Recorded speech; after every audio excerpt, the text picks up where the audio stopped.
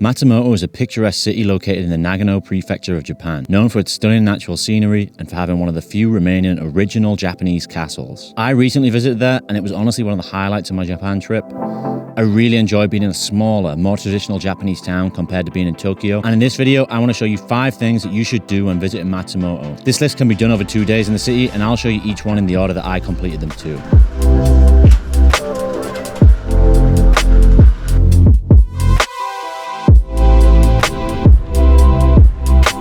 The first thing you notice about the city when you arrive is the mountains in the distance. This town is enclosed by mountains on each side, some of which are some of Japan's tallest, lying among the Japanese Alps. And these mountains are going to go down as one of my honorable mentions for things to do in Matsumoto. Just on the outskirts of Matsumoto is Kamakochi National Park, which is home to some of the most scenic hiking routes in Japan. This was originally one of the reasons that I wanted to come to Matsumoto. However, I'd arrived a bit too early in the year and the park wasn't open yet. I'm sure though, if I'd been able to go, it would be near the top of my list of cool things to do and would be a reason to add a 3rd day to this itinerary. Nevertheless, let's begin the list.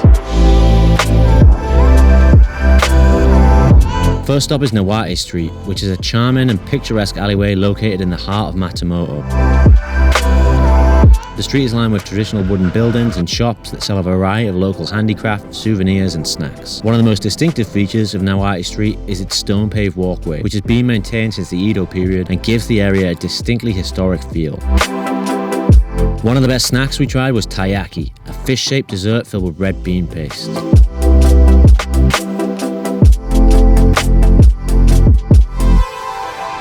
There are a number of frog statues around the street. This is because the banks of the nearby river once echoed with frogs, but also because the Japanese word for frog, keru, can also mean to return home. Therefore, the symbol of the frog was invoked to ensure safe passage home for the people of Matsumoto. Frogs aren't the only animal on the street though. The pigeons here are particularly friendly too. Gonna go for you, yeah.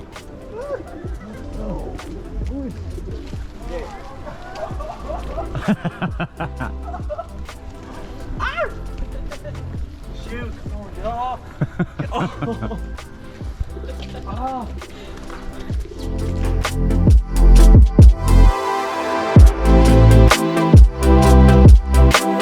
Next to Nawate Street are some traditional Japanese temples and shrines. Yoshihira Shrine was built during the Meiji period and is dedicated to 4 Shinto deities, and the literal translation of the temple's name is 4 pillars, referring to the deities.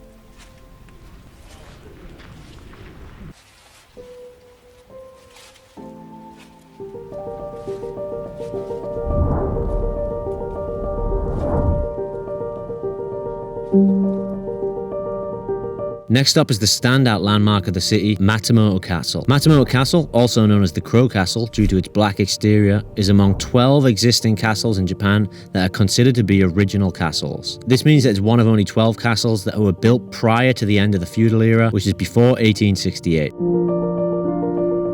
The construction of this building was finished around about 1594, and it is now the oldest surviving 6-story, 5-tiered castle in Japan. While other castles in Japan, such as Osaka Castle, were destroyed in World War II and later reconstructed using concrete, Matsumoto still stands in its original form, making it one of the most important remaining castles to the country's history.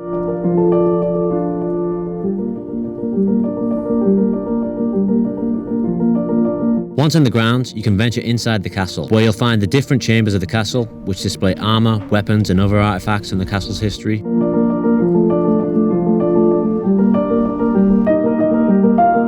Be careful of the steep and slippery stairs though, as you make your way up the 6 stories. Once you reach the upper floors, you'll get breathtaking views of the surrounding area, including the Japanese Alps in the distance. You can also admire the gardens down below.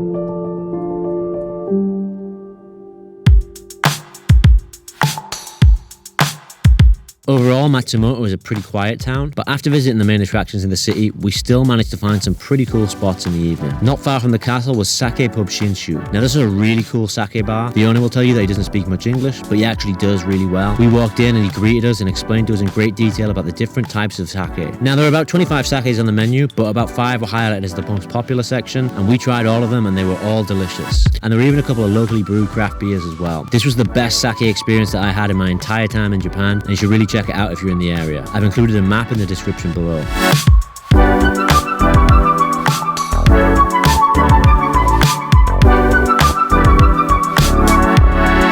I have to admit that there weren't lots of options for places to eat or drink in Matsumoto, but the options they did have were all delicious. We ate at this traditional ramen izakaya, and again I've included in the map. The highlight here was the black miso ramen and the gyotha dumplings.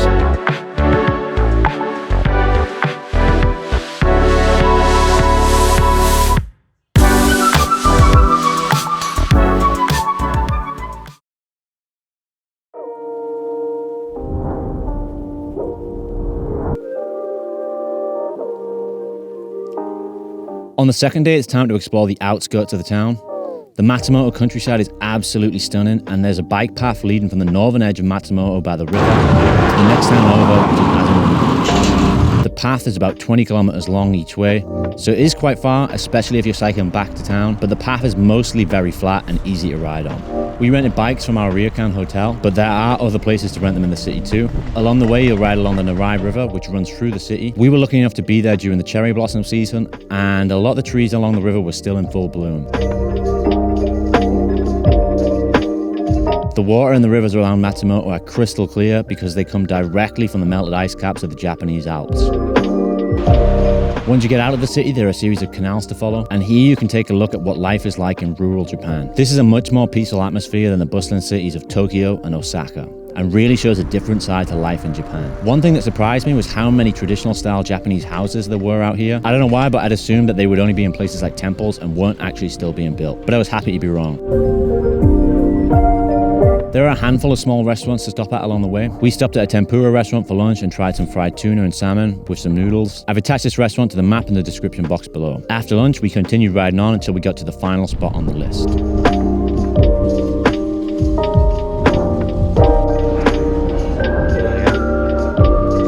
Daio Wasabi Farm lies on the outskirts of Matsumoto near Azumino. The farm is one of the largest wasabi farms in Japan and offers visitors the opportunity to learn about the cultivation of the prized Japanese plant, which is used in a variety of traditional dishes such as sushi and soba noodles. The farm's network of streams and ponds, which are used to cultivate the wasabi, also create a beautiful and serene atmosphere that you can enjoy while strolling through the farm's picturesque grounds. Don't leave here without trying the wasabi flavored ice cream and wasabi flavored beer though, especially if you have the long ride back to Matsumoto City.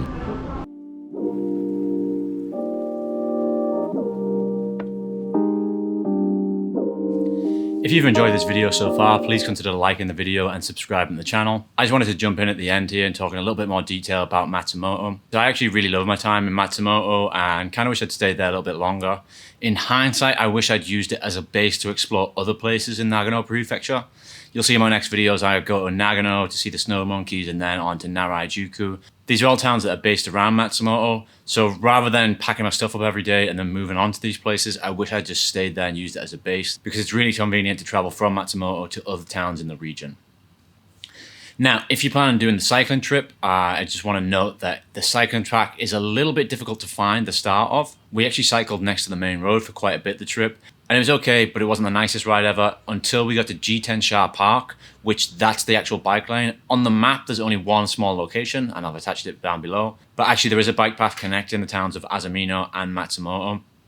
So you can ride along the whole way, and it will take you pretty much to Daio Wasabi Farm, but not quite the way there. So I've marked on the map where I think the start of the track is, but if in doubt, ride to the bike park first. And from there, you'll definitely be able to find it, and you can just follow the signs on to the end of the bike path. So if you found this map useful, consider using my company, JJ Adventures. We make custom-made itineraries just for you based on your wants and needs. So, for example, if you're planning a trip to Japan, we'll plan a whole trip for you. We'll find you the best places to stay, the best places to eat, and tell you the best things to do.